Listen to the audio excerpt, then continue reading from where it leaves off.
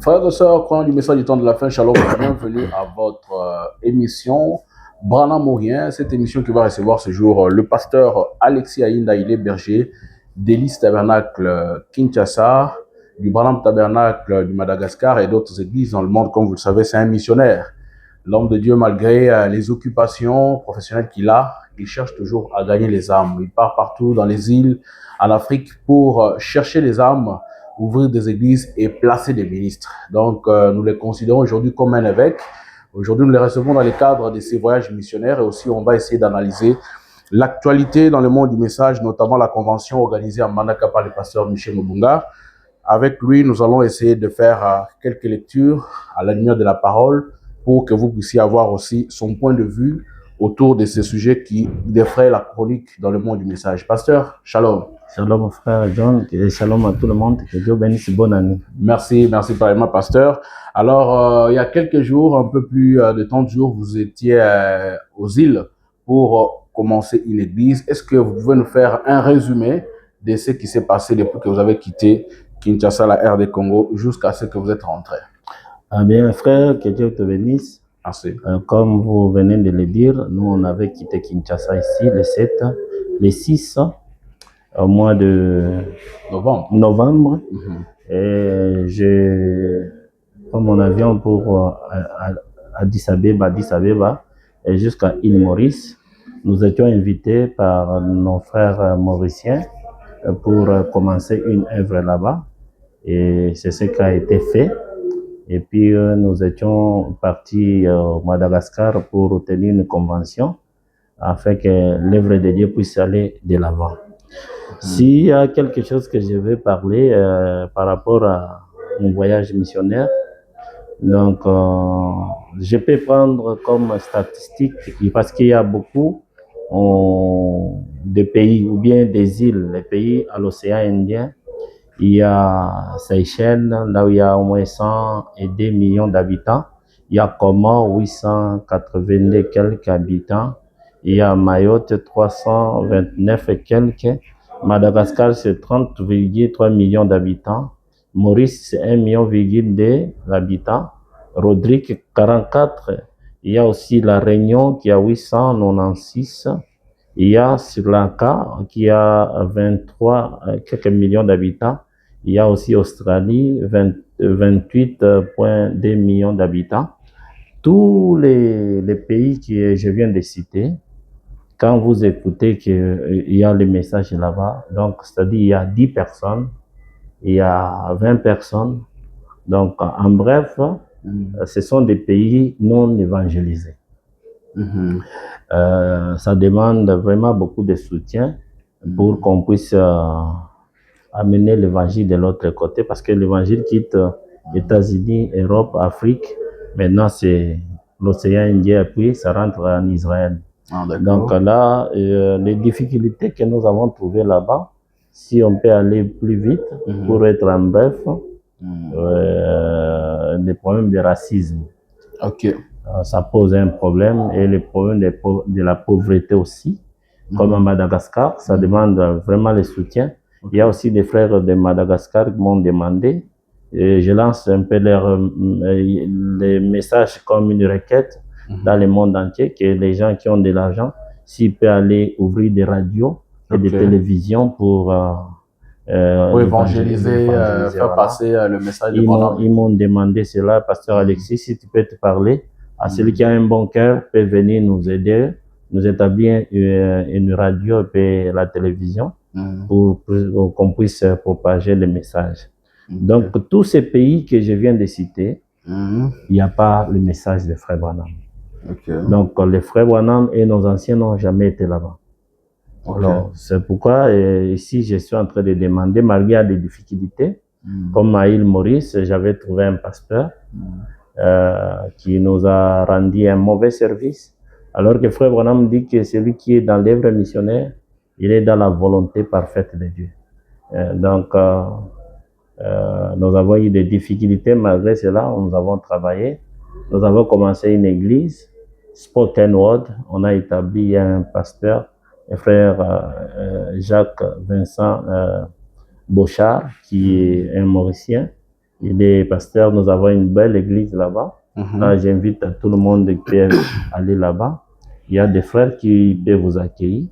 Ce sont des bien-aimés qui aiment la parole. Et puis, c'est un peu ça ce que nous avons passé. Et quand j'ai terminé là-bas, j'ai quitté l'île Maurice. Avant peut-être de quitter, pasteur, vous avez dit que vous avez été invité à l'île Maurice. Vous avez été invité par des frères qui se regroupaient déjà.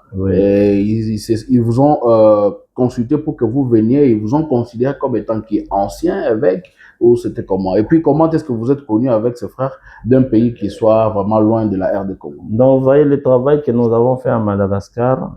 J'ai établi un frère, le frère Calvin, qu'il puisse être un conducteur.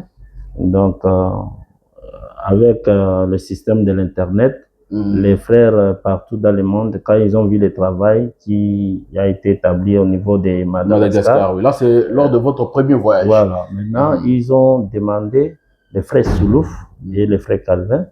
Et ils voudraient être en contact avec des frères qui ont commencé l'église au niveau de Antananarivo. Maintenant, ils m'ont contacté.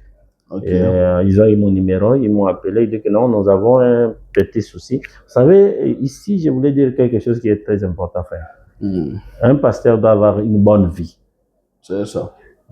C'est quand un pasteur commence à dévier, les gens vont commencer à quitter l'église, il y a des problèmes.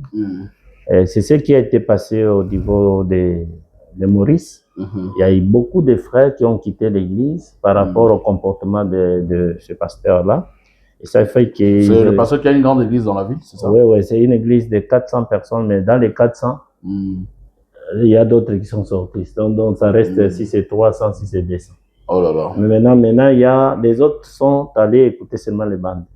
Et les autres qui se réunissaient, ce sont ces gens-là qui ont contacté les frères Soulouf de la Voix de Dieu et les frères Calvin pour me contacter et ils m'ont envoyé l'invitation. Donc, vous êtes parti les aider quand même à formaliser quelque chose. Donc, je ne suis pas allé là-bas. De la parole. Donc, c'est eux-mêmes qui m'ont cherché. Donc, ils m'ont invité, ils m'ont envoyé l'invitation, ils ont loué la salle, ils ont tout fait, ils m'ont invité, ils m'ont logé et nous avons prêché, nous avons commencé, on a baptisé, on a établi l'église. Et ce pasteur-là qui vous combattait, son problème c'était quoi? Que vous ne puissiez pas évangéliser, que vous ne puissiez pas, il pensait que vous avez ouvert une église pour lui contraindre ou c'était comment? Bon, je ne sais pas, seulement ce qu'il avait empêché les gens, non, vous ne pouvez pas aller écouter un Congolais.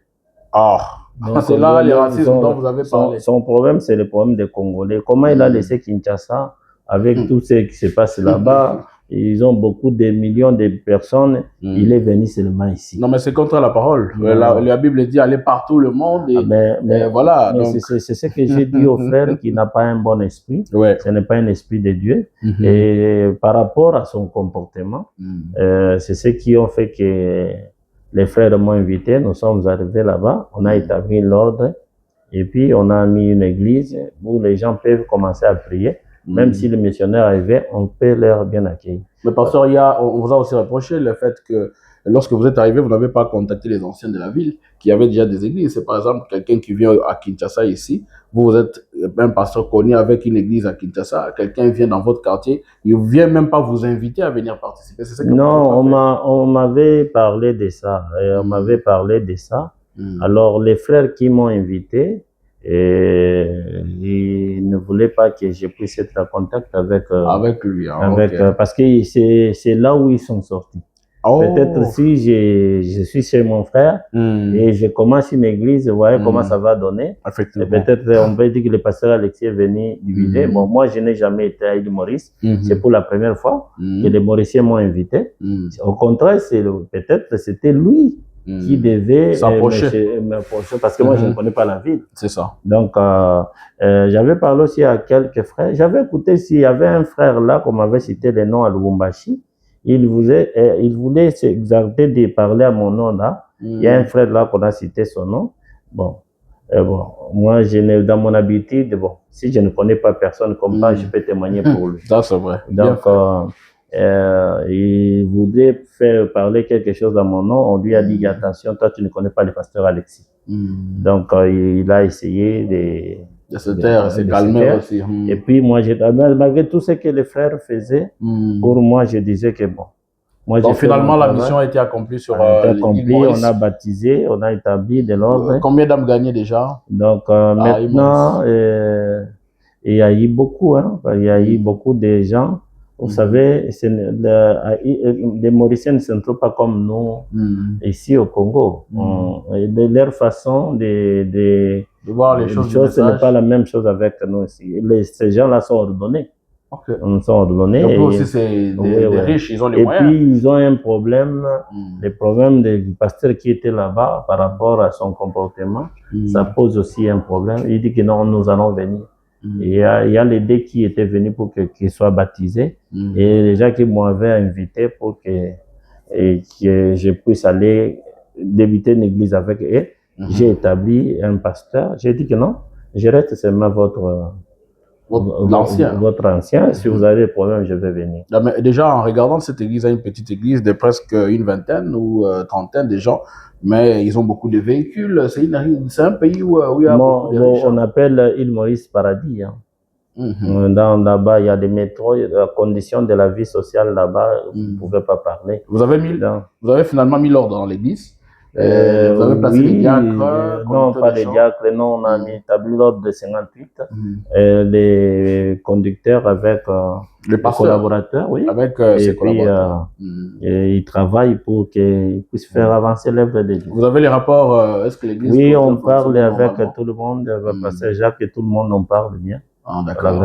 Après l'île Maurice, vous êtes parti au Madagascar. Vous aviez prévu des réunions de ministres là-bas, une convention. Dites-nous aussi en quelques lignes, c'était comment? Ah oui, la convention au niveau de Madagascar, c'était, je peux dire, une grande succès.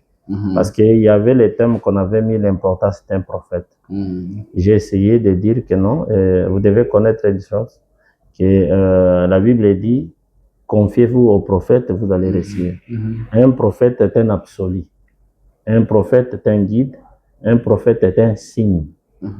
Vous ne pouvez pas remplacer un prophète. Je leur ai dit qu'un prophète, c'est un homme non adorable. Un prophète, c'est un homme non irremplaçable. Pourquoi? Parce qu'un prophète, c'est un signe. Dieu a dit à Ézéchiel, tu seras le signe pour Israël. Ouais, le signe a une voix. Si vous remplacez les signes, vous aurez une autre signe et une autre voix.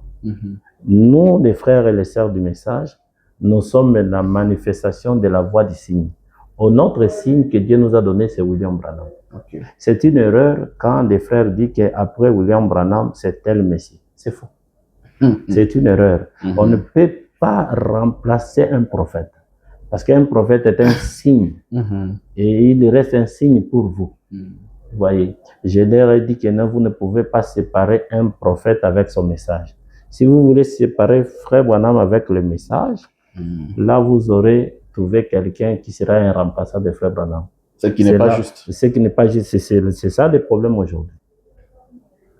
Et on m'avait appelé même moi-même 8e messager alors que je ne suis pas 8e messager.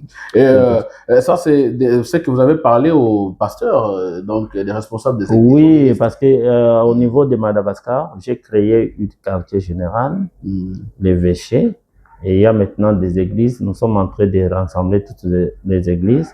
Comme on dit en français, l'union fait la force. Ah, d'accord. Vous avez remarqué qu'il y a eu beaucoup de malgaches. Donc, il y avait au total combien de serviteurs de Dieu? Oui, on pouvait aller au-delà des 10. Au-delà des 10, ce qui n'est pas aussi facile. Réunir 10 pasteurs des églises des messages et puis 4 pasteurs de l'église dénominationnelle. Qui ont accepté quand même d'avoir les écoles du message.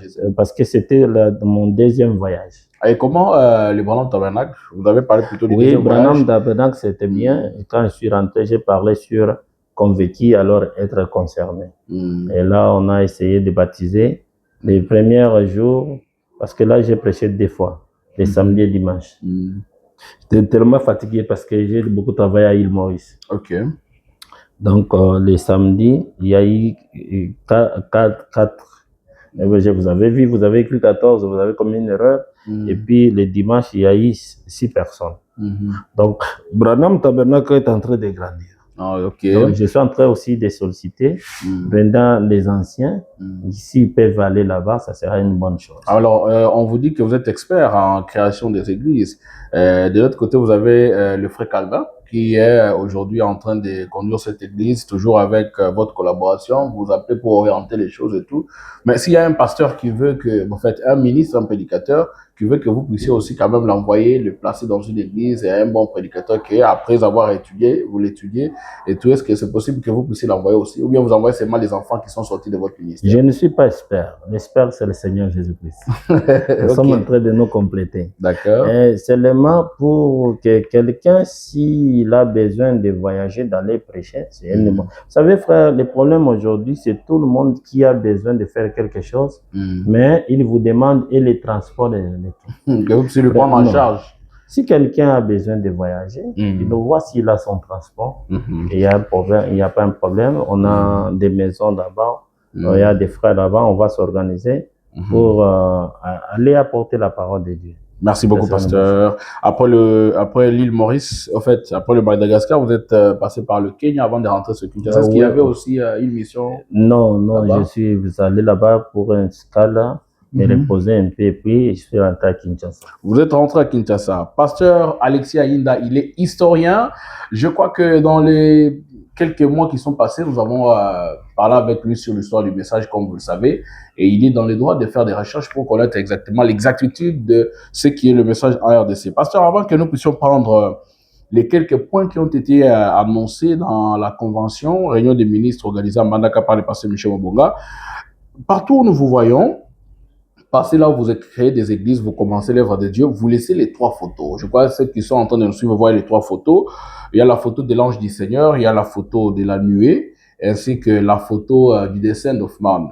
Dites-nous un peu, c'est quoi l'importance de ces 3 photos que vous placez à chaque fois que vous passez? Parce qu'il y en a qui pensent que c'est de l'idolâtrie, vous les placez pour amener les gens à adorer un homme. D'ailleurs, on parle de 3 dieux, 3 photos. Qu'est-ce que vous pouvez nous dire par rapport à ça?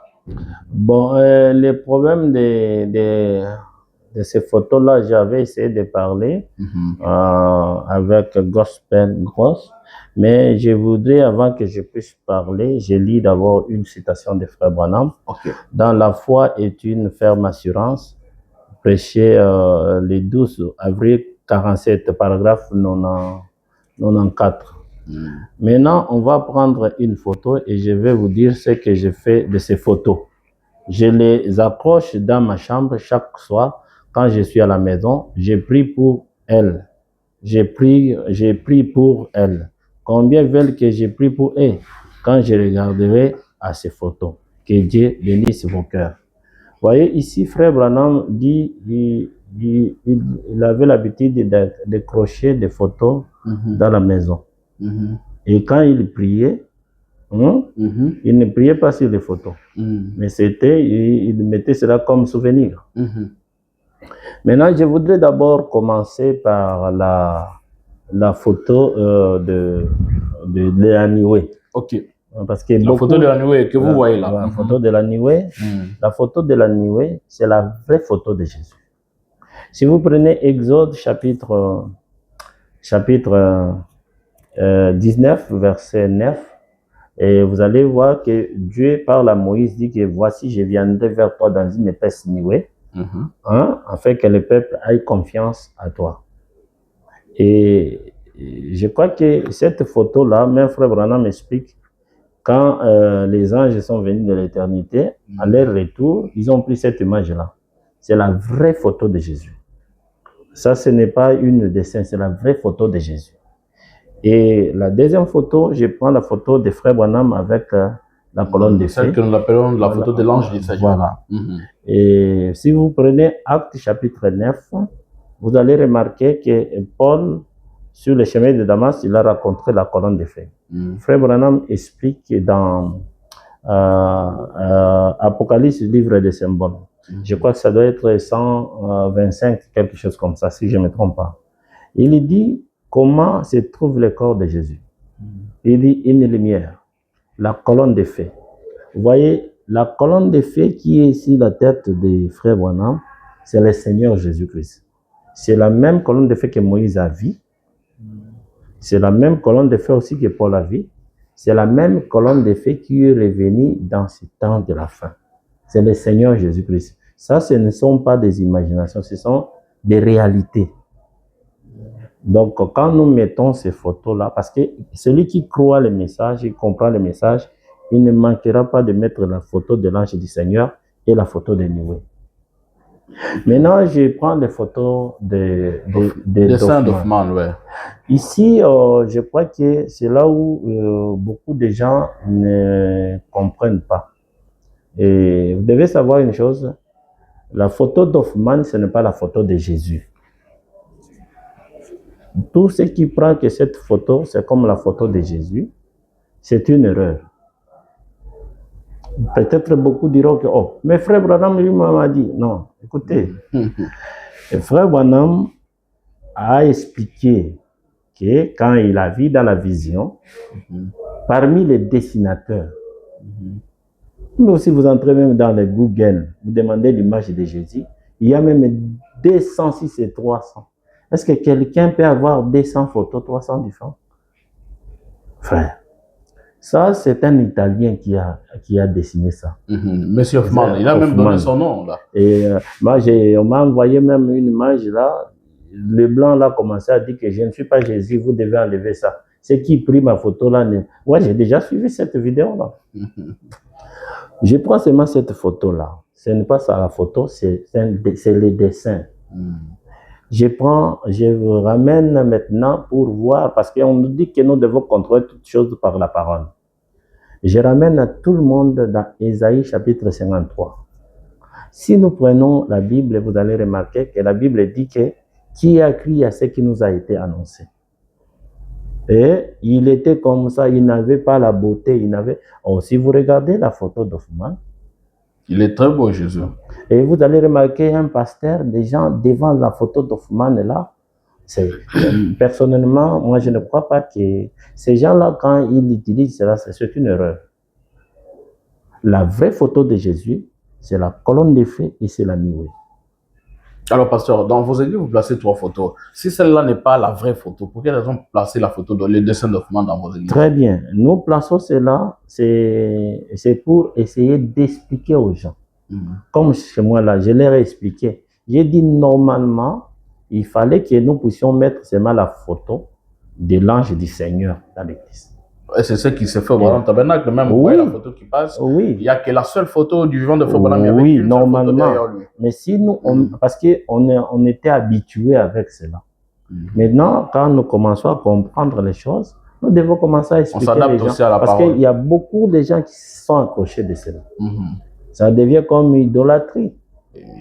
Et les gens sont difficiles aujourd'hui pour les arracher des Hoffman et tout, leur faire comprendre que c'est la photo de l'ange du Seigneur qui est la photo du vrai Jésus. Voilà. Alors, est-ce que vous avez parlé de la nuée comme étant Dieu lui-même? C'est la même colonne de feu qui avait conduit les enfants d'Israël et tout. Maintenant, entre William Branham et la colonne de feu, quel est le visage de Jésus?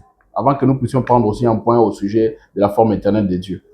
Je crois que je vais revenir dans ce que tu m'as dit là quand je vais parler sur la forme de Dieu. D'accord.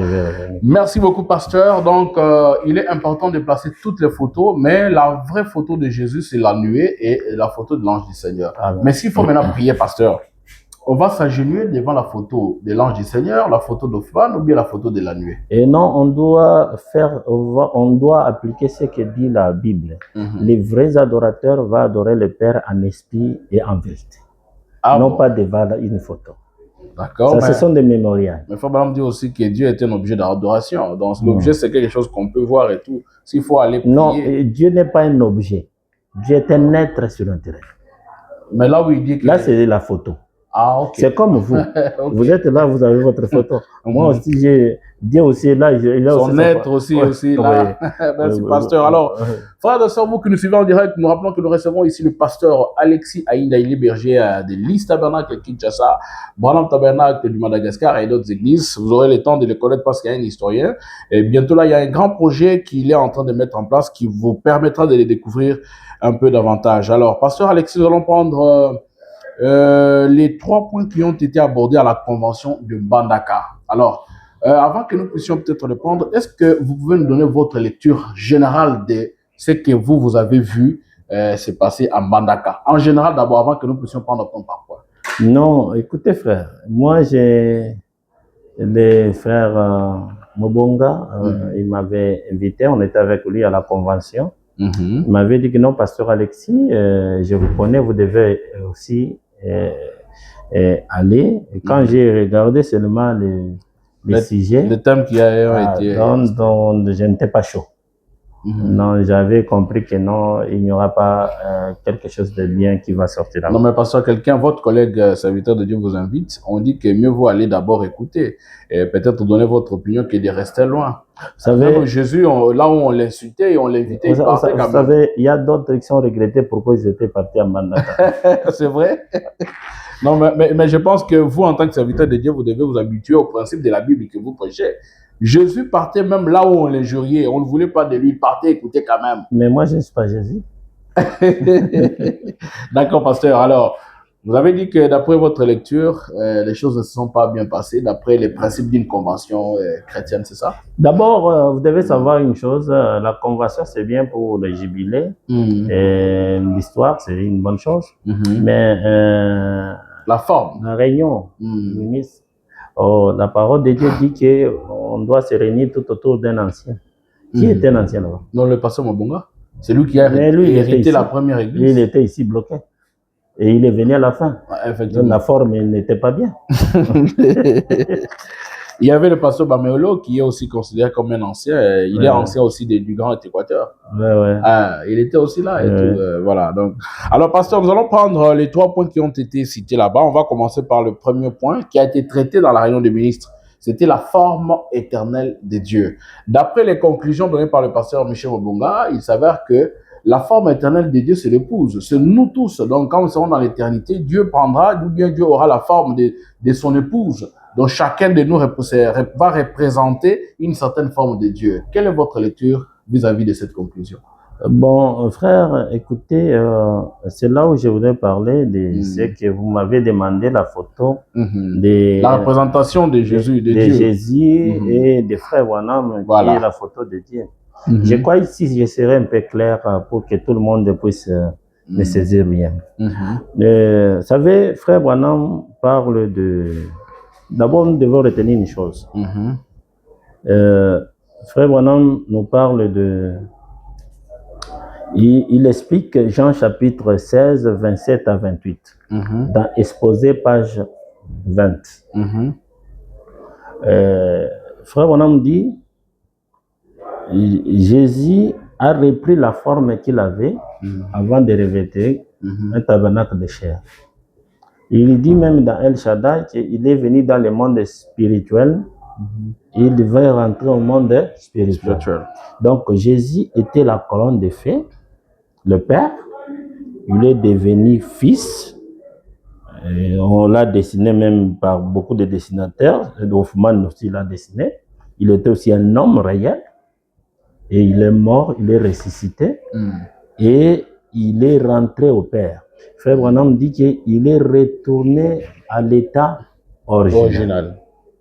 Ouais. C'est pour dire que Jésus s'est fondu. Son corps est devenu la colonne de feu.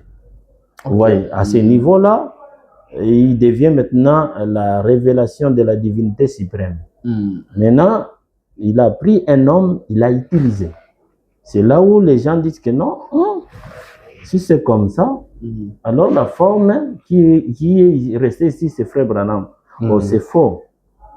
Ça, c'est ce qu'avait défendu le pasteur racheté Omeonga. J'arrive. Parce que cette logique-là, les gens disent que non, comme il est retourné, son corps est retourné à l'état d'original, c'est-à-dire Jésus n'existe pas. Il est retourné la colonne de feu. Donc la forme physique n'existe pas. Oh, c'est faux. Écoutez, je lis une citation de Frère Branham. Je suis dans Hébreux chapitre 7, deuxième partie. Président Jeffersonville, le 22 9e mois, 57, paragraphe 308. Frère Branham dit, ici, la colonne, le Saint-Esprit dans l'Église, le corps de Jésus est devenu la colonne de feu. N'est-ce pas? Donc, il n'y a pas la forme physique de Jésus. De Jésus, voilà. Mais maintenant, écoutez. Frère Branham dit, et aujourd'hui, le Saint-Esprit qui a ressuscité ce corps est ici dans l'Église. Béni soit le nom du Seigneur. Accomplissant les mêmes miracles et manifestant la même puissance. Et un jour, ce Saint-Esprit qui est dans l'Église poussera un cri et s'élèvera, et il se recevra lui-même sous cette forme corporelle qui est assis à la droite de la majesté divine pour intercéder pour nous pécheurs. Et grâce à cela, nous sommes parfaitement gardés du péché.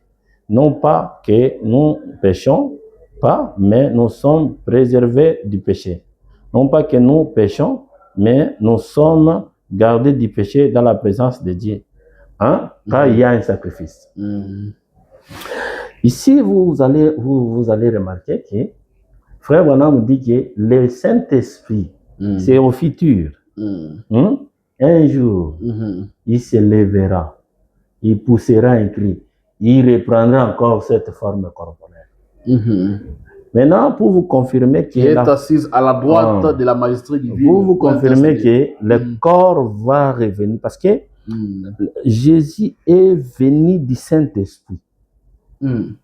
Et Jésus est retourné du Saint-Esprit. Et Jésus peut retourner encore. Frère Branham dit qu'il est en train de faire des rotations. Je vous confirme maintenant avec Frère Branham, avec les déclarations de 63-64, où Frère Branham dit qu'il aura un Jésus physique sur la terre. Ah bon?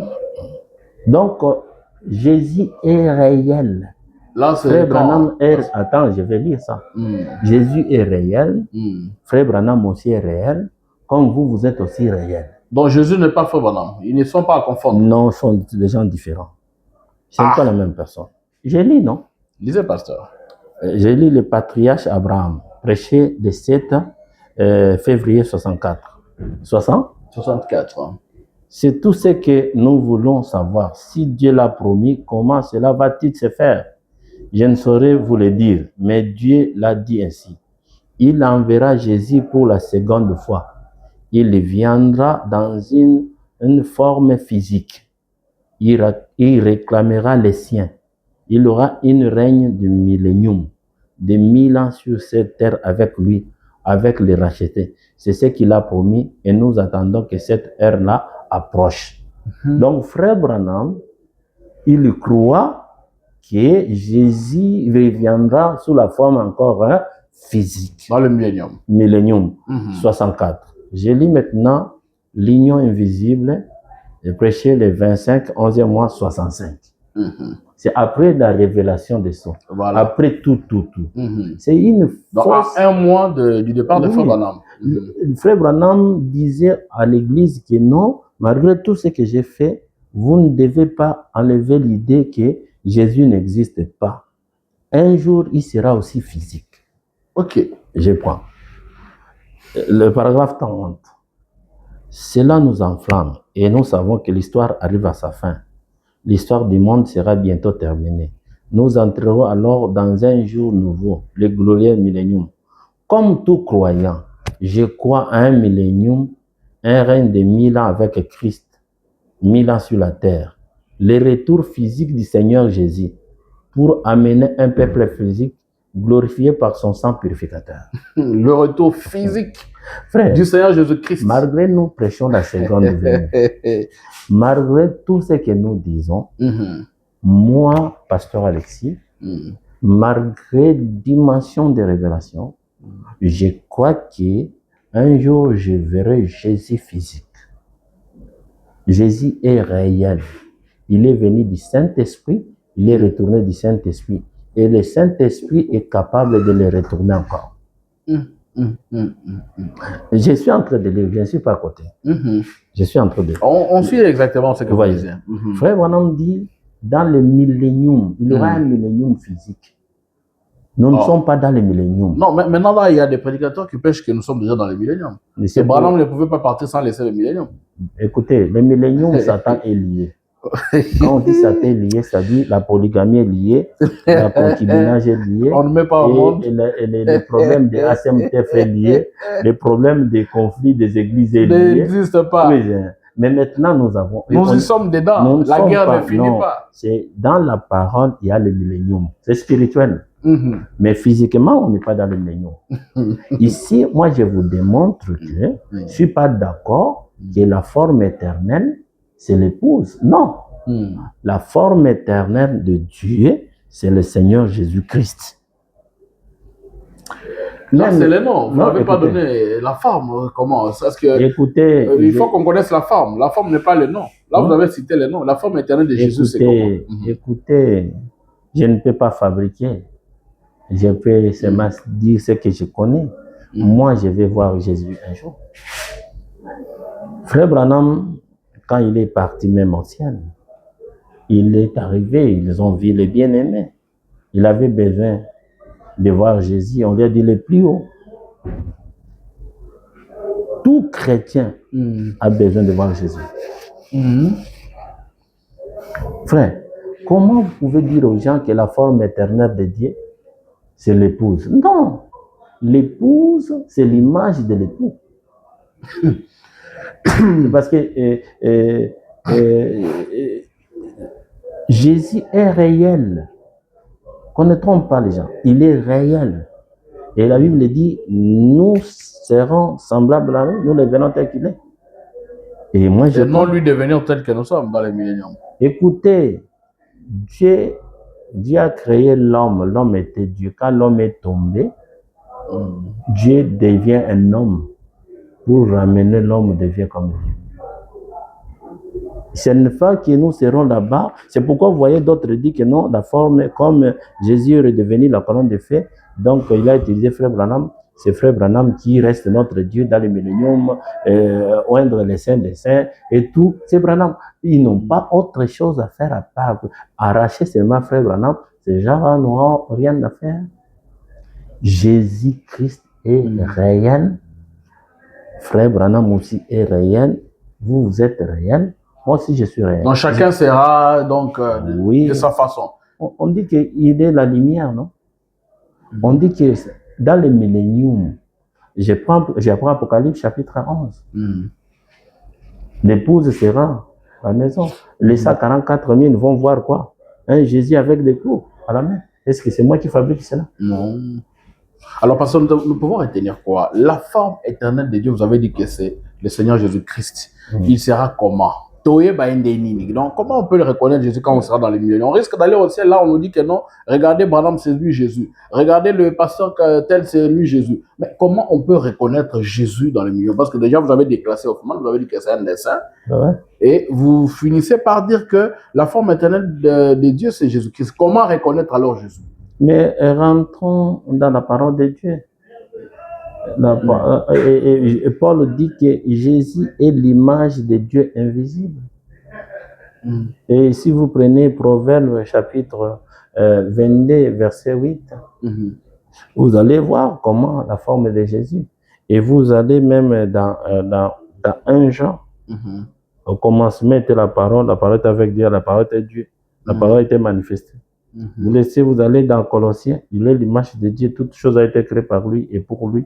Vous allez dans Jean, Jean dit que c'est lui le Fils de Dieu, c'est lui le véritable Dieu, la vie éternelle. Petits enfants, gardez-vous des idoles. Maintenant, pour les connaître, il a pris Jean, Jacques et Jean, ils ont monté avec eux sur la montagne. Quand il a changé la forme là-bas, c'était quelle forme? Les autres disent que c'était Branham, c'est faux.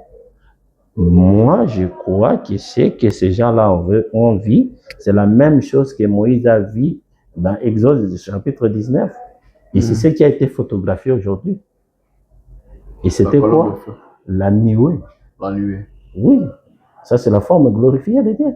Et c'est ça la forme éternelle de Dieu. Oui.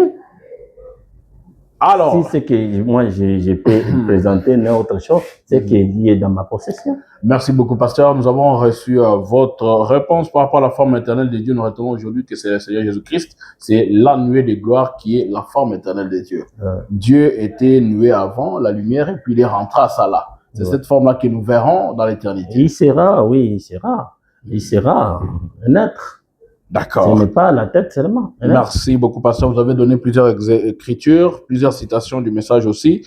Je crois que pour ceux qui ont suivi, ils ont une lecture plus ou moins claire de votre réponse. Alors, passons, nous allons prendre le deuxième point qui a été abordé en Mbandaka, c'était le brin de spiritualité qu'exige le prophète William Branham pour comprendre la femme de second rang ou la concubine. Pasteur, on va commencer avec la polygamie d'abord, parce que c'est là la base de tout. Avant d'arriver à la concubine, il faut qu'on comprenne un peu la polygamie, c'est quoi d'abord? D'après vous, est-ce qu'au jour d'aujourd'hui, un croyant du message, avant d'arriver au serviteur de Dieu, un croyant du message est-il valable pour passer dans une vie de polygamie? Bon, frère, je voudrais, ici, je voudrais pas beaucoup parler. Je voudrais dire quelque chose qui peut aider quelqu'un. D'accord. La polygamie, ce n'est pas la parole de Dieu. Oh non, pasteur, mais écoutez, pas dire ça. Oui, la polygamie, c'est la coutume, si je peux dire. Parce que quand Dieu a créé l'homme, il a créé une femme. Et l'homme est tombé, et maintenant, il y a eu tout ce que nous vivons là-bas. Et c'est ceux qui ont commencé le problème là de la polygamie, c'est la semence de Caïn qui ont commencé c'est une habitude de la semence de Caïn. Non, parce que vous n'allez pas dire que c'est la semence de Caïn qui avait introduit la polygamie. Non, écoutez, j'arrive. Non, je ne suis pas... Moi, je lis les Écritures, non? C'est la Bible. Non, même Branham a interprété ce que vous disiez de la Bible. Non, écoutez, moi, je ne sors pas. Vous m'avez demandé. D'accord. La polygamie, frère, pourquoi je dis que ce n'est pas la parole de Dieu? C'est frère Branham qui est venu, comme la bouche de Dieu nous explique. Il est en train de nous expliquer la polygamie. Mais en bref, ce n'est pas la parole de Dieu. La polygamie, ce n'est pas la parole. La polygamie est pratiquée dans beaucoup de coutumes. D'abord, la parole de Dieu est venue pour nous aider à quitter dans les systèmes coutumes. Mais s'il vous plaît, pasteur, il faut qu'on aille un peu comme ça. Vous ai parlé, moi aussi je vous pose des questions. Parce que je vous rappelle qu'au jour d'aujourd'hui, nous avons déjà reçu plus de 15 pasteurs, en dehors de ceux qui étaient à Mbandaka, qui ont parlé autour de ces sujets.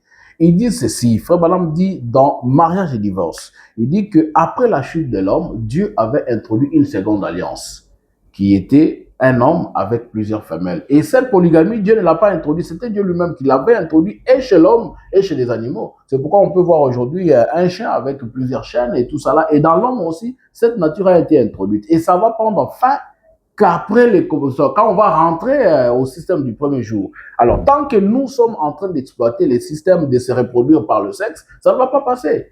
Frère, vous savez, les faux prophètes vont induire beaucoup de gens dans l'erreur. Vous savez, le message de Frère Branham, c'est la vie. Le message de Frère Branham, ce n'est pas une explication. La polygamie, ce n'est pas quelque chose comme une révélation. C'est une vie. On vit cela depuis longtemps, même nos anciens. Le problème, c'est que on doit d'abord expliquer les gens quelque chose et puis qu'on les fait sortir dans cela. C'est ce que Frère Branham a fait. Il a expliqué au moins de faire une vie, un pays où on pratique la polygamie est plus meilleur par rapport à les gens qui vivent dans les concubinages, quoi que ce soit. Il expliquait, pour faire sortir les gens dans le péché. Vous voyez. Alors, si nous prenons 1 Corinthiens, chapitre 7, la Bible dit, pour inviter l'impudicité, que chacun puisse avoir sa femme. Moi, j'ai ma femme, toi, tu as ta femme. Ouais. C'est pour vaincre la prière. Au commencement, les choses n'étaient pas comme ça.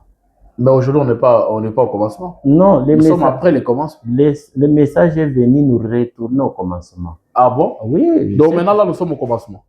Mais dans les messages, les chrétiens sont au commencement. Non, mais pasteur, vous n'allez pas dire ça. Au commencement, l'homme et la femme ne se reproduisaient pas par la vie sexuelle. Aujourd'hui, jusqu'au jour d'aujourd'hui, le monde se reproduit comme ça. Dieu avait prévu que l'homme parle et puis il y a l'homme qui sort par la parole. Mais aujourd'hui, on est en train d'étudier le système d'après le commencement. Écoutez, frère, un chrétien vit déjà dans les vies de commencement. Dans ce message. Ah, c'est compliqué, c'est que moi j'entends. Donc, nous sommes retournés au commencement. Et même dans le bateau de Noé, il y avait une seule animaux, femelle, ainsi de suite. Il n'y avait pas la polygamie. Il n'y avait pas la polygamie. Vous avez dit qu'aujourd'hui nous sommes... personnellement, moi, je ne crois pas à la polygamie. Si j'écoute quelqu'un parler, ça c'est moi. Quand quelqu'un parle, il soutient la polygamie, moi je le vois suspect. Personnellement, oui. Et quand Frère Branham dit à un mâle et plusieurs femelles, ça ne vous dit rien. David, comme David, c'est la continuité de la parole. David avait plus de 500 femmes. Salomon en avait 700 plus 300 concubines. Ça ne vous dit rien, pasteur. Mais pourquoi vous voulez prêcher ça? Non, mais c'est pourquoi il pratique la polygamie. Non, écoutez, frère, il y a certaines choses que si vous voulez vivre une vie de la prostitution, la polygamie n'est pas la vie de la prostitution, pasteur. Pour faire la propagande. Bon, déjà, pour ceux qui nous suivent, ne me comprenez pas mal. Moi, le frère John Catt, je suis journaliste. Quand vous me voyez prendre une position, c'est face à mon invité, c'est-à-dire, si lui, il est contre la polygamie, moi, je prends les écritures ou bien la position de ceux qui soutiennent. Si c'est l'inverse, je fais aussi l'inverse. Donc voilà un peu, donc peut-être les gens ne confondent mal. Non, ce frère-là, depuis qu'il est parti en Bandaka, il est devenu polygame et consort. Non, ici, on est journaliste et nos positions personnelles, c'est à côté, après, hors la caméra. Écoutez, alors, essayez un peu de nous donner votre résumé ou bien je prends Apocalypse chapitre 22, verset 11. D'accord. La Bible dit que celui qui est juste soit encore juste, que celui qui se suit encore, que les justes pratiquent encore la justice et que celui qui est saint se sanctifie encore. Vous voyez, frère, l'âge où nous vivons, celui qui veut s'essuyer, qui s'essuie. Que celui qui veut se sanctifier, qui puisse se sanctifier. Donc, la prophétie est en train de s'accomplir. Seulement, frère Branham dit dans la marque de la bête, le paragraphe 16, il dit ceci. Si Dieu est amour, et il voit devant lui un groupe de gens qui va être perdu, c'est à l'amour d'intervenir, de faire une issue. Il doit le faire. Ce serait contraire à sa nature de ne pas le faire. Il fait donc une voie. Et alors, quand il fait une voie, il a aussi placé beaucoup de poteaux indicateurs, des signes d'avertissement, des feux rouges et autres, comme nous effectuons le pèlerinage de la vie. Eh bien, la même loi du pays place des stops. Pourquoi j'ai dit cela? J'ai dit c'est comme une bénédiction, un souhait de 2026. Stop à la polygamie, stop à la concubinage et stop à la vie de souillure. Stop à la polygamie parce que ce n'est pas la parole de Dieu ou bien parce que vous ne même pas... si vous rentrez chez nous, les Bangala ou bien Balouba, Congo, vous allez trouver la polygamie. Ce n'est pas seulement que nous vous savez, nous sommes, au lieu de prendre des choses qui sont très importantes, nous prenons des choses inutiles et nous disons c'est ça le message. Parce que vous ne Il y a certaines choses que Frère Branham a expliquées pour nous ramener dans quelque chose. Pasteur, il y a Frère Branham qui disait avant de prêcher ce message, il dit, et je pense avant même qu'il puisse apporter la révélation au sujet de mariage et divorce, il dit dans un message qu'il a prêché avant ça, il dit que s'il apportait des révélations au sujet du mariage et divorce, ça diviserait beaucoup d'églises. Vous ne comprenez pas que ça, c'est un peu votre position, que vous ne comprenez pas aujourd'hui que la polygamie, c'est un principe que Dieu a placé après le commencement. Même si vous croyez que nous sommes déjà retournés au premier jour, mais il y a beaucoup de faits qui prouvent que nous sommes encore sur la seconde alliance, c'est-à-dire après le commencement, parce qu'on n'est pas encore rentré au premier jour. Bon, personnellement, comme je ne suis pas convaincu de ce que vous dites là par rapport au problème de seconde alliance, ceux qui sont dans la seconde alliance, ils se débrouillent dans leur seconde alliance, mais nous sommes dans la monogamie. Vous pensez que dans la monogamie, Frère Branham parle aussi que dans la polygamie Dieu a instauré ça c'est comme un remède. Frère Branham parle d'un remède. Remède de quoi? Remède à l'homme qui voulait... de quoi? Bon là, c'est ce que Frère Branham dit, un remède, je ne sais pas. Remède à quoi? Il faut savoir, remède à quoi? Sûrement que c'est à cette vie de sexe. Non, écoutez, la Bible ne se contredit pas. quand vous prenez une femme, d'abord, Frère Branham dit, pourquoi il dit qu'avant de vous marier, il faut faire les examens. C'est pour inviter ce que vous voulez faire.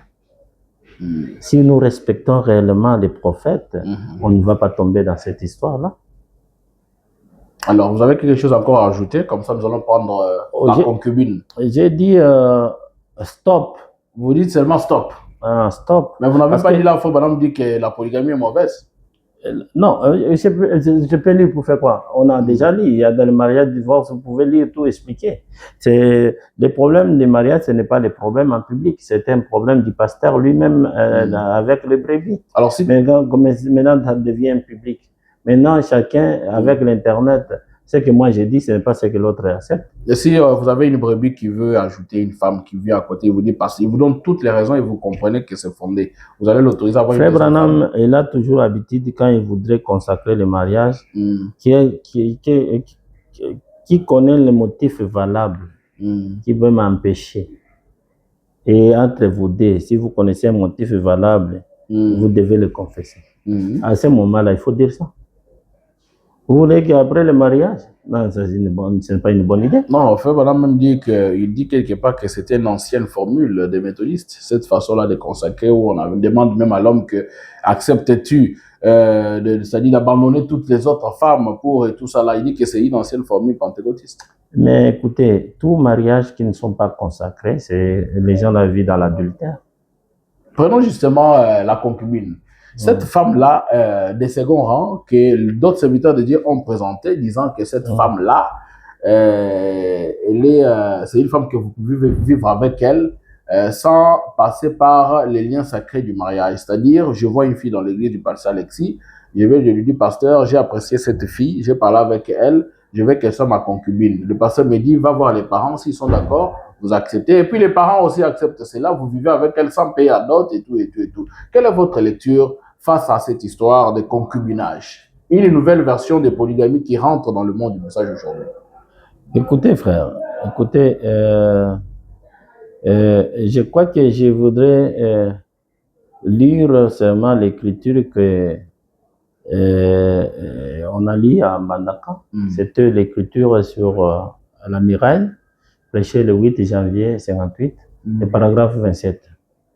Frère Branham dit maintenant, une concubine n'est rien d'autre qu'une prostituée légale. Et voyez-vous que lorsqu'un homme se sent autosuffisant, il commence à patauger dans le péché. C'est là où ils n'ont pas arrivé. Vous savez, frère, même la femme samaritaine qui a parlé avec Jésus, il vivait dans la concubinage. Alors, quand Jésus lui a demandé de l'eau, il dit que, mais toi, tu me demandes de l'eau, il n'y a pas entre nous des Samaritains avec vous. Il dit, je lui dis, si tu connaissais à qui tu parles, au contraire, c'est toi qui as, donne-moi de l'eau. Il dit, non, allez d'abord m'appeler le mari que tu viens chercher de l'eau. D'abord, ils ont commencé à parler avec Jésus. Jésus a dit que ce n'est pas ton mari. Jésus est venu le faire sortir dans la vie des concubinages. Comment le message vient nous faire sortir dans cette vie de concubinage? Alors aujourd'hui, avec tous les temps passés dans ce message que nous avons prêché, nous allons dire aux gens que nous allons prendre des concubines. C'est la parole de Dieu. C'est faux. Quand quelqu'un commence à chercher des femmes, comprenez seulement que... Pasteur, vous savez bien qu'Abraham avait des concubines. Abraham avait des concubines. Comme qui? Non, je voulais parler de Jacob avec des concubines. Il y avait Salomon qui avait des concubines. Il en avait d'ailleurs 300. Il avait 700 femmes plus 300 concubines. Des femmes qu'il vivait avec elles, des femmes légales. Il vivait avec elles, mais sans payer le prix. Pourquoi vous voulez refuser alors que la parole, c'est la continuité? Ça a commencé depuis les anciens temps jusqu'au jour d'aujourd'hui, pasteur.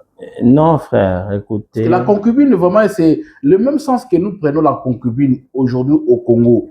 C'est de la même façon que ça a été considéré dans les temps de la Bible. Vous savez, Dieu avait légalisé ça. Quand les gens avaient légalisé la vie de la prostitution, ils doivent commencer à faire des choses, des choses comme ça. Vous savez, c'est Frère Branham qui dit, quand vous commencez vivre dans le péché, vous sentez que tu peux faire...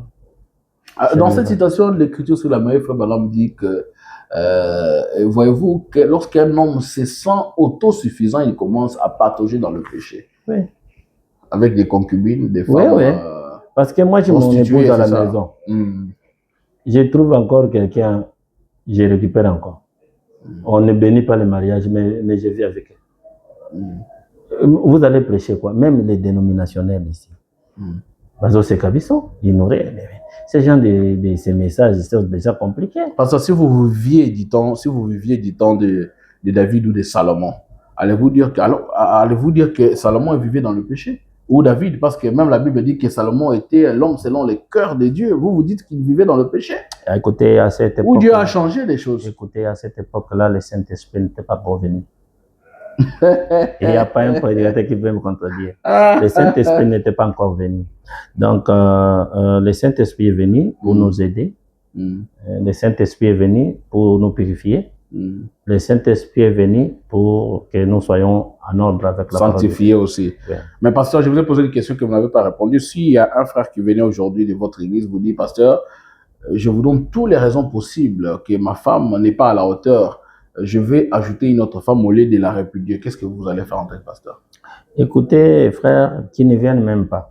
Vous allez les chasser? Non, qui ne viennent pas. Le pasteur Alexis n'est pas d'accord avec vous. Ne venez même pas là. Mais il va commencer à vivre dans la débauche, pasteur. C'est qui n'est pas bon. Quand madame dit là, dans les pays, tout ça là et tout, la polygamie serait meilleure parce qu'il y a des gens qui vivent dans des cachettes. Nous rappelons que nous, en tant que journalistes, nous avons beaucoup de dossiers de pasteurs. C'est vrai que nous ne voulons pas salir le monde du message avec des vies cachées des pasteurs. Là, pour aujourd'hui, le pasteur Alexis est un peu radical. Donc, moi, je suis large, mais qui ne vient même pas. Vous ne tolérez pas ça? Oui, c'est inutile. Je peux vous dire, frère, vous êtes malade? Vous êtes malade? Vous êtes malade?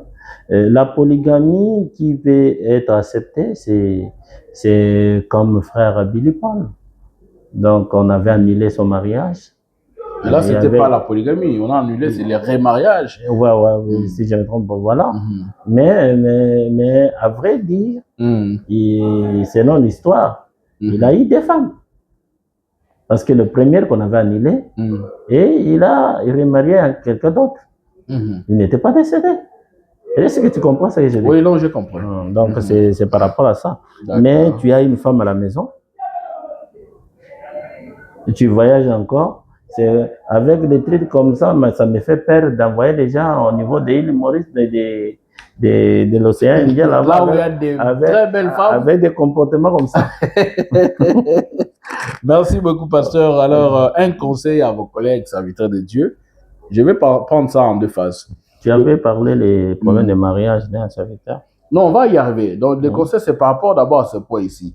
Je vais mettre ça en deux phases. La première phase, c'est que vous donniez conseil aux serviteurs de Dieu qui vivent dans la polygamie. Officiellement, babidon bazo base belé bafana bango. Pesa na mwa lingala po bandeko bana bawende, bandeko bazana mbandaka, bandeko bazana katikuna na Grand Équateur bayoko pasteur. O bazana posa oza base belé na ba vivre bango na libala ndongo, nde babinga okuna. Conseil na opesa bango et aussi à ceux qui vivent dans la monogamie, mais bazana vie cachés dans ma petite fille à l'église, ils font des patauges dans le péché, un peu comme le dit Frère Branham. Conseil à toi, Nambale. Bon, ici, Nazo Pambola Nzambe, je glorifie beaucoup Dieu pour nos anciens qui ont une bonne vie. Bavi Dioka, Bavi Baruta Tikibiso Kalumbu, voilà, Vibidi la Yeton. Oui, beaucoup de pasteurs Baruti personnels, des frères du Foko. On ne les a jamais écoutés. Le pasteur live aussi, voilà. Oui, et puis je suis fier. Fier bien, et puis c'est une bonne manière à faire. Ce n'est pas une bonne vie parce qu'un prédicateur, même un diacre ne peut pas avoir des femmes. Même un diacre, ata pasteur, a koki kozana na basi mibalete. Ata kobika na vie ya des autres. Cache-cache. Exacté. Moto na Nzambe, sengela za muta molongo. Nzambe akopambola. Exacté tozoro ba makambo batango batale wa bia awana te wana ventile. Wana ventile. Tokwa toyebani. Toyebani. toyebani nde toza boye taliga bobite oyo vraiment azo inspiré confiance ngai lelo nazolanda 34 ans ya ministère wow bato ebele bayebi nga bayebi nga na ndenge nabali nati siko bayebi nga bayebi nga soko mpe naza na vie ya désordre bayebi nga soko mpe naza na yango te ekoleka même na mosala bayebi nga c'est ça mais c'est bien kozala un bon témoignage que batalaki moto azoloba c'était maman na azokosa c'est un peu ça, ça fait très mal. Merci beaucoup, pasteur. Je crois que Vandeko Bazakuna, na Grand Équateur, na Kisasa, partout dans le monde, ils ont suivi le message du pasteur Alexis. Il est contre la vie des suirs, la vie des cache-cache. Il vous donne d'ailleurs l'exemple de ces anciens pour qui on n'a pas entendu de faux témoignages, on n'a pas entendu des choses. Non, voilà, on l'a attrapé avec une femme à l'hôtel, il était en voyage et tout. Non, non. L'homme de Dieu a donné un très bon conseil à tous ceux qui se disent serviteurs de Dieu. Pas seulement pour les serviteurs de Dieu, mais tous les bien-aimés du message. Vivez correctement. Un serviteur de Dieu, c'est quelqu'un qui vit dans la droiture, d'après les principes de la parole et surtout du message. Pasteur, prenons le mariage d'un serviteur de Dieu. Comment devait-il se marier? Il y en a qui disent que non, vous pouvez vous marier à une femme déjà touchée et tout ça là. Vous pouvez aussi entrer dans la polygamie. Bon, pour ce qui est de la polygamie, vous avez déjà enlevé ça. Donc, aucun frère du message, qui soit prédicateur ou croyant, il ne peut pas se marier à plusieurs femmes. Mais par rapport à la virginité de la femme, est-ce qu'il est possible qu'un serviteur de Dieu aujourd'hui puisse se marier à une femme déjà touchée? Bon, ici, mais je ne serais pas d'accord avec certains frères, mais certains peuvent, je peux aider. Je lis des versets bibliques. D'accord. Et pour introduire avec frère Branham. D'accord. Je prends Lévitique 21, 14. Et la Bible dit, ils ne prendront ni une veuve, ni une femme répudiée, ni une femme déshonorée ou prostituée, mais ils prendront pour femme une vierge parmi son peuple. Ça, c'est Lévitique 21, 14. Je prends Ézéchiel 44, 22. Écoutez, il y a un autre son de cloche. Ils ne prendront pour femme ni une veuve, ni une femme répudiée, mais ils prendront des vierges de la race de la maison d'Israël. Ils pourront aussi prendre la veuve d'un sacrificateur. Frère Bonham a utilisé ça. Or, quand on parle déjà de la veuve d'un sacrificateur, c'est une femme touchée. Ok. Quand vous dites seulement qu'un serviteur de Dieu va prendre seulement une femme vierge, ne mettez pas point, virgule. Un serviteur de Dieu peut prendre aussi la veuve. Il y a des sortes de veuves. Il y a la veuve d'un frère, il y a aussi la veuve d'un sacrificateur. Okay. Mais un serviteur de Dieu peut épouser une vierge et la veuve d'un serviteur. Non, là on parle d'un nouveau qui n'est jamais entré dans la vie. Donc celui dont vous avez parlé de prendre la veuve d'un sacrificateur là, c'est celui qui veut commencer via Sikaliba là, ou bien c'est celui qui a déjà vécu dans le mariage, moi c'est Nakoufi, et puis il se dit que non, n'a pas la sous, mais là il pense que non, il a moi amouké à Sika, n'a pas la kaka, et puis moi si à non, ça peut arriver que pasteur Moko a fait le mois. Alors dit que non, moi je voudrais me marier, mais non pas avec une jeune fille. Non, donc moi c'est mon sous-sol qui est grandi. Par rapport à l'âge aussi, la maîtrise, ouais. C'est conforme à la parole. Mais pas un nouveau ministre, moi Bani Sika, et puis c'est dit. Non, un nouveau ministre aussi peut prendre. Un jeune frère. Mais écoutez, est-ce qu'il est un sacrificateur? Oui, bien sûr. S'il est un sacrificateur, c'est le choix. Vous ne pouvez pas déterminer à un jeune frère ou bien un vieux frère, toi tu vas te marier à un... Non, c'est le choix. Le mariage, c'est le choix. La Bible est claire. Ils pourront aussi prendre la veuve d'un sacrificateur. Que tu sois jeune, au moins, l'on maman, moko boye, pasteur à Koufa, so vous coopérez, c'est ok. Écoutez, mais c'est le Kinshasa, vous créez des histoires. Le problème avec moi, c'est quoi? C'est que nous devons respecter les objectifs. Effectivement. Un homme de Dieu doit se marier avec une vierge et aussi une veuve d'un sacrificateur. Ok. Mais maintenant, je peux toucher Frère Branham. Frère Branham parlait de l'histoire, je me suis perdu, peut-être c'est dans ces brochures-là, de ce moment, j'ai perdu l'année, mais les lecteurs du message peuvent connaître ça. Frère Branham parle de l'histoire d'une jeune fille qui avait perdu sa virginité. Un jour, il a écouté l'histoire de Frère Branham.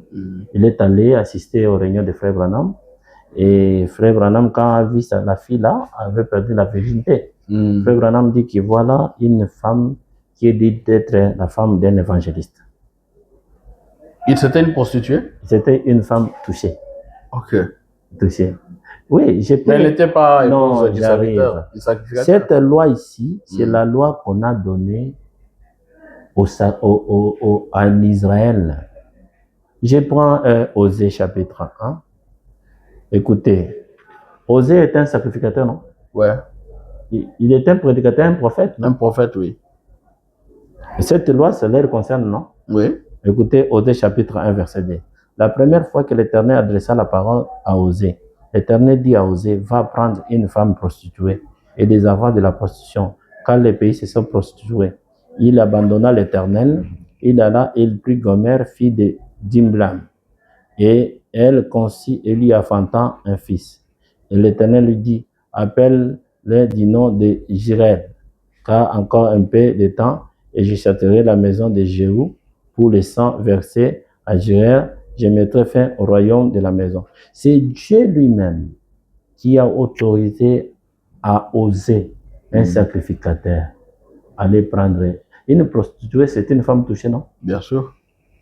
Je prends David, la femme de Uri. De Ur, ouais. C'était une femme, quand on dit déjà la femme de, c'est une femme touchée? Justement. Donc, un homme de Dieu aussi, il y a des circonstances. Vous voyez? Il y a des circonstances. C'est comme on nous avait appelé dans une réunion où il y avait des frères qui avaient des serviteurs qui voudraient abandonner les mamans parce que les autres se sont mariés dans des conditions que vous savez au village. Et quand ils sont venus dans le message, ils voudraient maintenant abandonner les mamans pour prendre des vierges. J'ai dit que non, c'est faux. Oui, j'ai lu la déclaration. Frère Branham dit, si vous croyez que je suis prophète comme vous le dites, que chacun n'abandonne pas sa femme. Parce que Frère Branham avait déjà prié des pardons de Tixon. Oui. Il a dit que vous devez dire à vos enfants de ne pas faire ça. Voilà. Frère, si vous prenez seulement Ézéchiel 44, 22 et Lévitique 21, 14, vous allez comprendre qu'un homme de Dieu peut prendre aussi une femme touchée. Mais cette femme-là, la Bible détermine, c'est la veuve d'un sacrificateur. C'est comme vous venez de dire comment on peut prendre la charge des veuves des pasteurs. On va justement y arriver, mais on va finir d'abord avec ce point sur cette femme touchée. Alors, je voudrais un peu que vous puissiez nous dire un peu les avantages et les désavantages de se marier à une femme déjà touchée. Un frère qui s'est marié, en fait, un ministre qui s'est marié à une femme qui n'est pas touchée, il y a quel avantage? Mais il faut lui demander. Bon, vous allez me demander. Moi, non, justement parce que quand la Bible dit que non, un serviteur de Dieu doit se marier à une femme vierge. Et puis on donne une virgule, on dit il peut aussi se marier à la veuve d'un sacrificateur. C'est-à-dire il y a des avantages et des désavantages. Vous, en tant que serviteur de Dieu, vous n'avez pas encore... Donc, l'importance même de se marier à une femme vierge, quand la Bible l'explique, c'est quoi? C'est parce que c'est une femme qui ne connaît rien. Vous allez le montrer de tout. Ah, ok. Et puis, dans le monde actuel, c'est mieux de vous marier avec des veuves. Pourquoi? Parce qu'ils connaissent déjà le travail de Dieu, comment ça se passe.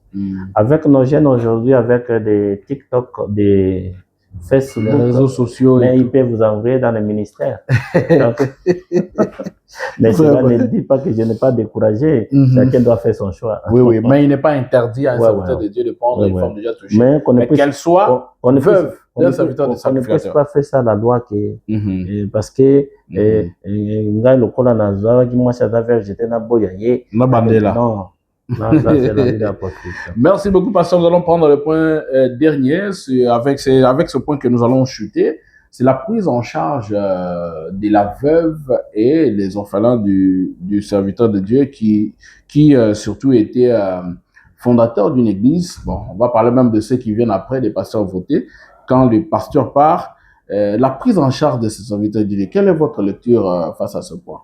Bon, c'est là où j'ai dit qu'on a failli. Parce que quand nous travaillons, nous ne sommes pas en train de préparer l'avenir des enfants et dans nos foyers. Et vous allez remarquer beaucoup des familles de nos pasteurs qui ont travaillé.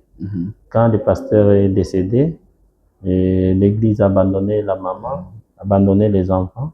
C'est comme la veuve Mukuna que vous avez visité dernièrement. Les autres, les prédicateurs du message n'ont même pas le temps d'aller la visiter seulement. Il y en a beaucoup. Alors, ce n'est pas une bonne façon de faire. On travaille avec les intérêts. Je travaille, si je ne suis pas là, comment doit être mon épouse et mes enfants.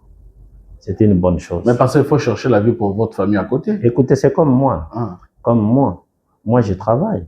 Ouais, je suis en train de préparer l'avenir de vos enfants à côté, et pas seulement donc que l'église le prenne en charge. Non, parce qu'il y a d'autres pasteurs et c'est l'église.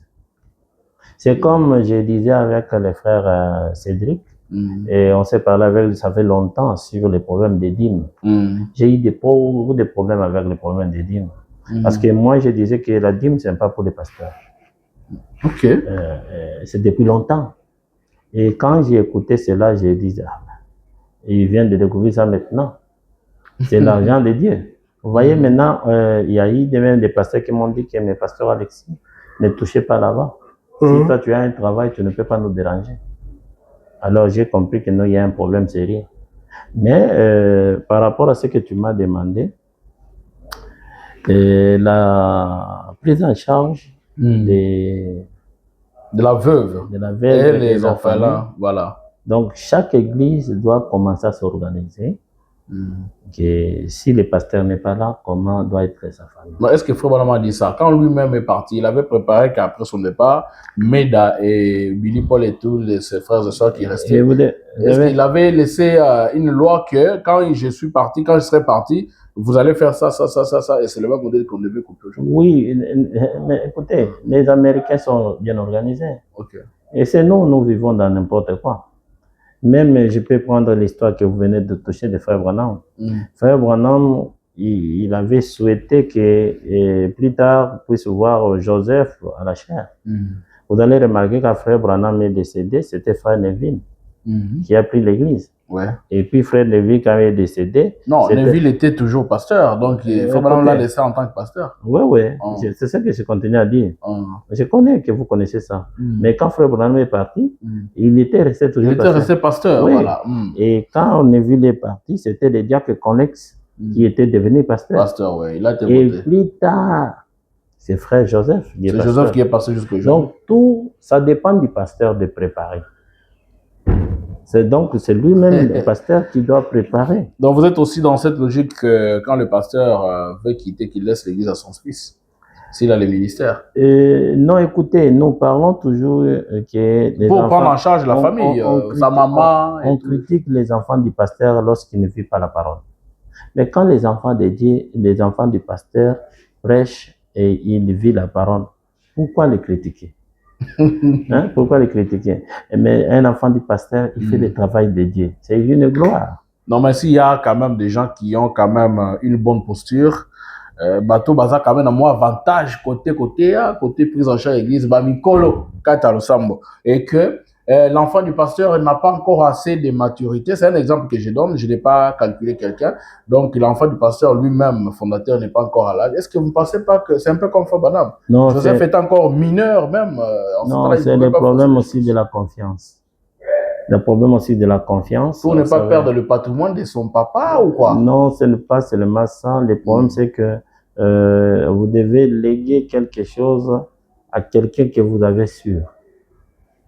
Si je vois, moi, mon père me disait, personnellement, il me disait, dans le cadre de sécurité, même il s'agit de mettre ta femme ou ton fils, mettez-le. Dans l'église.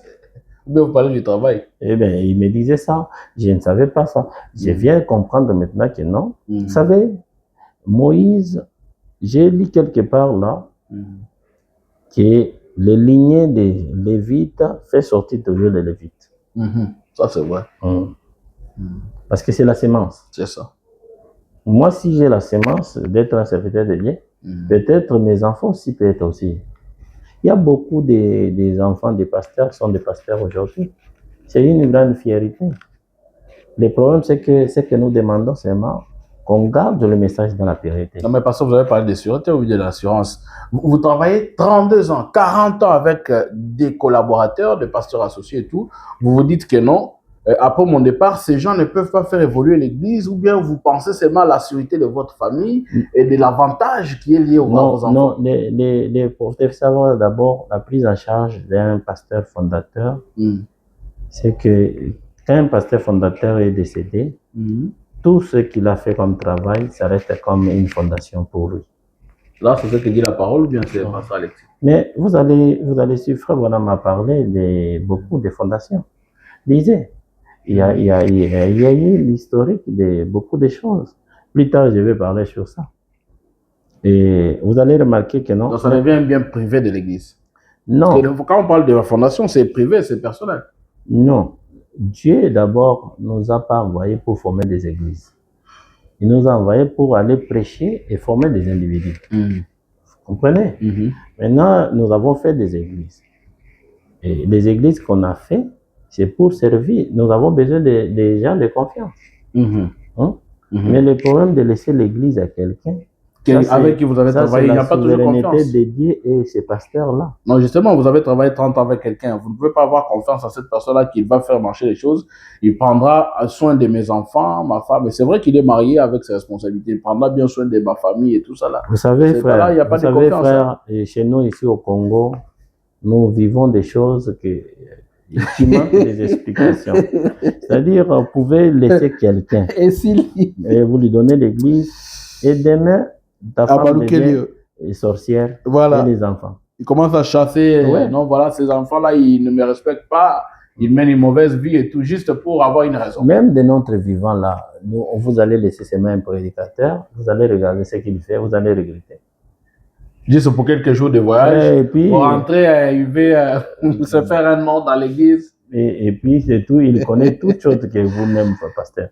Mais dans votre absence. C'est-à-dire la prise en charge du pasteur, donc l'église sont des diacres et des administrateurs, doivent vraiment travailler beaucoup sur ça. Qu'au cas des pasteurs n'est pas là, vous ne pouvez pas servir seulement. Frère Branham dit, s'il y a quelque chose de bien que je vais faire pour quelqu'un, je dois faire pour son épouse et ses enfants. D'accord. Ça, c'est quand il est vivant ou bien après qu'il soit parti, qu'il soit mort? Même s'il est vivant, même s'il est parti. Alors, quel est l'ordre scripturaire? Qu'est-ce que dit Frère Branham ou la Bible en rapport avec cette question de prise en charge des serviteurs de Dieu? Quand il est mort, comment l'Église devait-il prendre cette famille en charge? Il devait chaque mois donner de l'argent. S'il faut donner l'argent, c'est combien? C'est à quel pourcentage? Cet argent devait sortir de la dîme, des offrandes? Est-ce que, bon, c'est comment? Ils vivront comment? Bon, on va rentrer dans Actes chapitre 6. Il y a eu des murmures parmi les disciples. Et Pierre et les autres ont décidé que frère, choisissez parmi vous. C'est là où on a commencé le premier des diacres. Pour choisir les gens qui doivent s'en occuper des habits, des choses de manger. Même dans questions et réponses, même dans l'ordre de l'église. Frère Branham parle sur nous pouvons aider tout le monde, même devons d'abord commencer avec les nôtres. Vous savez, frère, les problèmes de l'écriture par rapport à ce que vous m'avez posé, ce qui est important, c'est que nous devons respecter ce que la parole de Dieu dit. La dîme, on ne peut pas donner à la veuve. La dîme, on ne peut pas... il y a l'argent. L'église, c'est une organisation. Vous devez vous organiser. Voilà ce que nous, on va faire. Je donne l'exemple. Avant, qui était à son âme, mon père, le pasteur Yengo, il était venu chez moi avant que Dieu puisse l'appeler. On avait une réunion. On a dit, comme il a travaillé à l'Équateur, il a ouvert à peu près 316 églises. Alors, nous avons tenu une réunion avec nous, les frères de l'Équateur, dans mon église. On a fait ceci comme exemple. On a dit que non, on doit, quand le pasteur est déjà fatigué, malade. On voyait déjà qu'il était en train de partir. Il dit, bon, on va choisir d'abord qui va les remplacer. Qui sera son associé. Et on avait choisi des frères. Parmi les deux frères, on avait tombé et on avait choisi un frère. C'était le frère Molipé. Et puis, qui est maintenant le responsable, après il est passé Yengo. Et puis, on avait établi la gestion. Vous parlez du pasteur Molipé, c'est lui qui était vice-ministre. Ouais, c'est vrai. Et puis, on avait dit qu'à ce qui concerne, parce que ce sont des choses secrètes qu'on ne peut pas parler devant tout le monde, là. Tel pourcentage, ça sera pour l'église. Tel pourcentage, ça va commencer à aller à la famille du pasteur. Mais le problème, c'est de respecter maintenant ce qu'on avait dit. Après même la mort, c'est là où il y a le problème. Voilà. Ce qui pose le problème, vous pouvez vous parler bien, mais l'exécution pose un problème. Est-ce qu'il va vous conseiller qu'on puisse commencer à notarier ça, signer, amener chez l'État pour qu'un jour, quand on ne va pas respecter, on arrête des gens dans l'église? Bon, je ne sais pas comment chaque église est souveraine. Votre conseil peut-être? Chaque église est... Non, la plupart ne respectent pas, c'est connu. Beaucoup de ceux qui décident de normalement, comme on est encore là, parce que nous, beaucoup de pasteurs, on ne croit pas qu'on va mourir.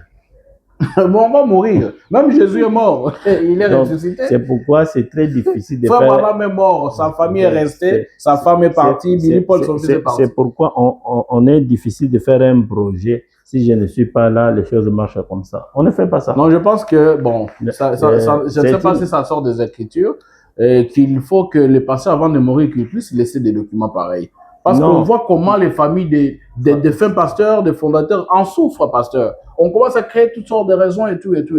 Mais les choses aussi sont, les erreurs sont de part et d'autre. Il y a parfois des formes de mettre des archives. Voilà. Si je ne suis pas là, voilà comment les choses vont. Mon église sera comme ça. Je pense que ça va aider ceux qui restent. Et si quelqu'un ne respecte pas.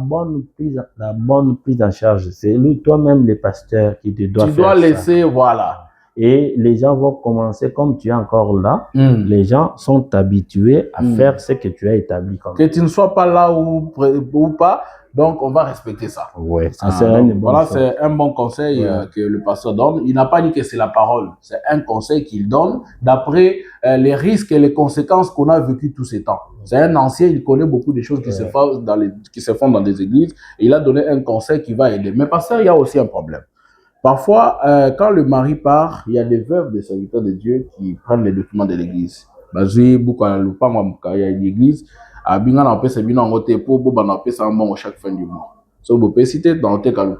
Et quand on regarde même dans les documents parcellaires de l'église, on voit que le pasteur Alexis a mis les noms de son épouse et ses enfants. Non, alors que l'église est ça qui mongo ya kosoma lupango. Non, écoutez, je prends l'exemple de moi-même. Moi-même, j'ai dit à mon église, jusqu'à aujourd'hui, je n'ai pas une parcelle de l'église. Mais j'ai dit à l'église, si vous achetez, je ne mets pas mon nom. Si moi j'achète, je vais mettre le nom de mon épouse et mes enfants. Vous devez faire le choix. Ils m'ont dit non, pasteur, nous-mêmes nous allons acheter. Jusqu'à présent, c'est pourquoi nous sommes locataires. Et quand vous achetez, vous ne pouvez pas acheter pour Dieu, pasteur. Écoutez, je peux aussi faire ça. Voilà. Et maintenant, je vais répondre par rapport à votre question. D'accord. Maintenant, je prends une décision, mais je vais acheter une parcelle pour l'église. Mais je vais mettre le nom de mon épouse et mes enfants. C'est pour moi. Mais j'achète pour l'église. Ah, mais pour vous, ça devient pour votre famille comment? Écoutez, frère, les problèmes là, ça pose un problème jusqu'à aujourd'hui. Hein. Bien sûr. Oui. Quand vous achetez quelque chose au nom de l'église, ce n'est pas pour vous. Ça, c'est vrai. Mais si vous êtes d'accord avec l'église que j'achète à mon nom et mon nom de mon épouse et mes enfants, mais je vais loger l'église dedans, ça, ce n'est pas pour l'église. Non, là, c'est clair. Là, ils sont sous location. Même s'ils ne payent rien. Oui. Mais ils sont, c'est-à-dire les jours où vous décidez que non, en tout cas, désormais, je vais faire utiliser même ça si autrement. Je ne suis pas là, si mon épouse et mes enfants réclament que non, vous ne pouvez pas les appeler des démons. C'est pour eux. Là, vous avez raison. Ouais. Ce qu'on fustige ici, c'est le fait que Bazar va s'agir Simbongo. bah, 100 000 pounds à l'église, il y a 50 000 dollars. À la fin, le pasteur prend les noms de son épouse et de ses enfants comme associés. Il met, il dit que non, voilà, c'est non, ça là, ce n'est pas bon. Ça, ce n'est pas bon. Mais c'est que je dis que ça, la lettre dans les documents dit quoi? C'est là où il y a les problèmes. Les documents disent quoi? Dit quoi? Ça, c'est pour la famille des pasteurs Alexis ou bien c'est pour l'église? Merci beaucoup, pasteur. Je crois que nous vous avons fait parler largement. On a abordé plusieurs questions qui défraient la colique et vous avez, à la lumière de la parole, et aussi donné aussi des conseils qui pourront justement aider un serviteur de Dieu, un frère ou une sœur qui nous suit. Je crois qu'à la lumière de la parole, ils seront éclairés. Pasteur Alexis, nous vous disons merci. S'il faut vous accorder votre dernier mot, ça sera quoi? Ça sera stop à la polygamie, stop à la concubinage et stop à la vie des suirs. C'est par là que nous allons mettre un terme à notre émission avec le pasteur Alexis. Frères et sœurs, nous vous disons merci pour le temps que nous accordez. Que le Seigneur vous bénisse. Nous rappelons que c'est votre frère John Cat à la présentation. Bye, à la prochaine.